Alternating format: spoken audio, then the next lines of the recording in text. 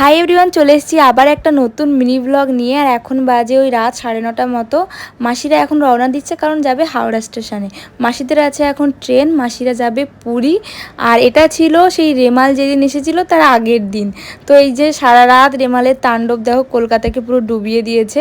না, ঝড় সেভাবে বিশাল যে হয়েছিল সেটা বলবো না, তবে হ্যাঁ ভালোই হয়েছিল। তবে তোমাদের আসল যে জিনিসটা দেখাবো সেটা হলো, গত একটা ভিডিওতেও দেখিয়েছি, আমি যেখানে থাকি তার ঠিক সামনে। আগের ভিডিওতে বলেছিলাম নদী হয়ে গেছে, আর এখন দেখছি পুরো সমুদ্র হয়ে গেছে। আমি জানি না কিভাবে পার হব।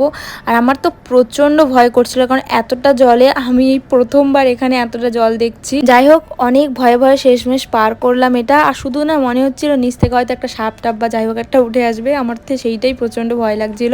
তো আমি বেসিক্যালি এখানে এসেছিলাম আমার প্রয়োজনীয় কিছু জিনিসপত্র নিতে, যেহেতু ওই ফ্ল্যাটে এখন মাসিরা নেই, দিদা আমি আর ভাইরা থাকবো। আর আমার যেহেতু ওখানে তেমন কিছুই নেই, তাই এখান থেকে আমাকে নিতে আসতেই হতো।